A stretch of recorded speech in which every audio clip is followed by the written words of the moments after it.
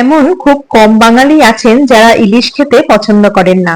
এই ইলিশের সিজনে বাড়িতেই যদি বানিয়ে ফেলা যায় এই লোভনীয় পদটি, তাহলে কিন্তু মন্দ হয় না, বলুন।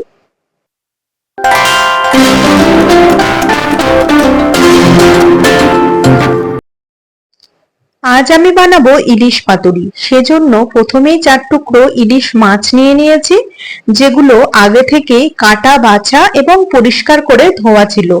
মাছগুলোকে লবণ, হলুদ এবং সর্ষের তেল দিয়ে ভালো করে কিন্তু ম্যারিনেট করে নিতে হবে। মাছগুলোর গায়ে যাতে তেল মশলা ভালো করে মেখে যায়, সেই দিকে কিন্তু নজর দিতে হবে।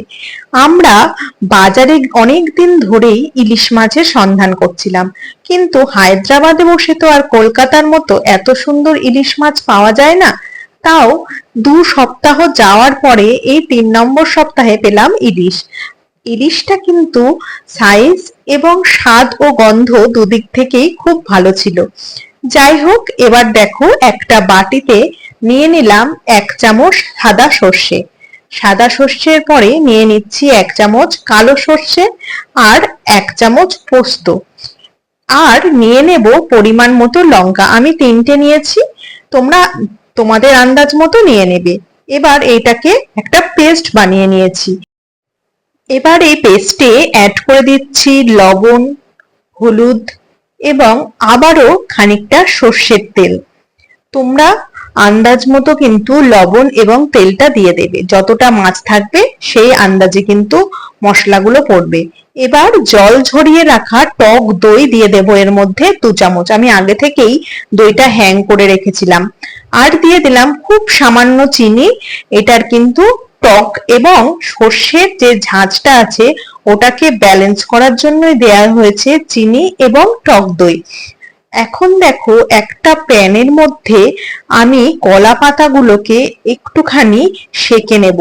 গ্যাস আমার কিন্তু জ্বলছে, ফ্রাইং প্যানটাও গরম হয়ে গেছে, আর কলা পাতাটা এরকম একটা কাপড় দিয়ে চেপে চেপে ভালো করে সেঁকে নিচ্ছি। কলা পাতাটার বাঁধনিটা তাহলে কিন্তু খুব ভালো হবে, না হলে কিন্তু কলা পাতাগুলো ফেটে যাওয়ার সম্ভাবনা থাকে। এবার এই কলা পাতার ওপরে ওই বানিয়ে রাখা পেস্টটা পরিমাণ মতো কিন্তু দিয়ে দিতে হবে। এবার আমি এর মধ্যে দিয়ে দিলাম ইলিশ মাছটা ম্যারিনেট করা, যেটা আগে থেকেই ছিল।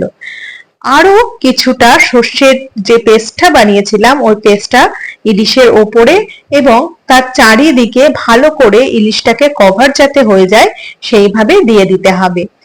এবার আমরা এখানে দিয়ে দেব আরো খানিকটা সর্ষের তেল। মাছটার ওপর দিয়ে সর্ষের তেল ছড়িয়ে দিয়ে তার ওপরে দিয়ে দেব চিড়ে রাখা একটা কাঁচা লঙ্কা।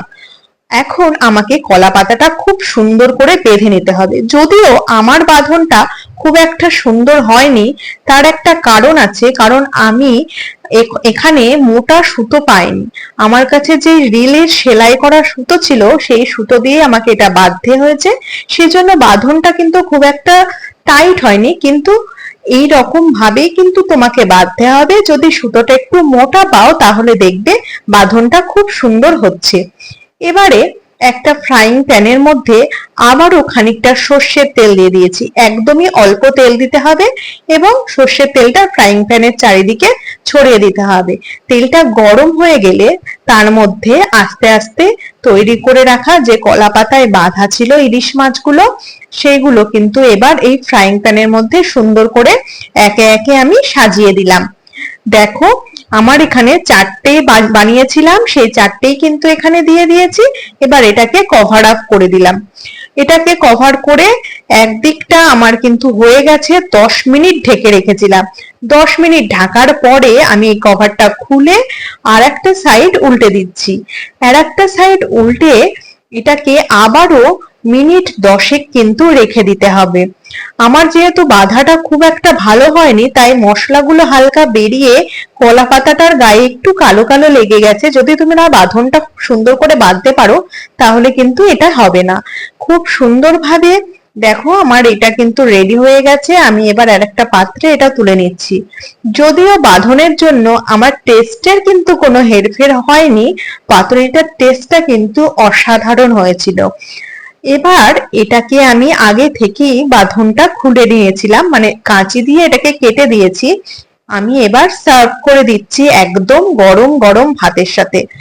তোমরাও রেসিপিটা কিন্তু একদিন ট্রাই করো এবং আমাকে কমেন্ট বক্সে জানিও কেমন হয়েছিল রান্নাটা। আর যারা চ্যানেলে নতুন আছো তারা কিন্তু অবশ্যই চ্যানেলটা সাবস্ক্রাইব করে দিও, ভিডিওটা লাইক করো, কমেন্ট করো এবং কিন্তু শেয়ার করতে একদম ভুলো না।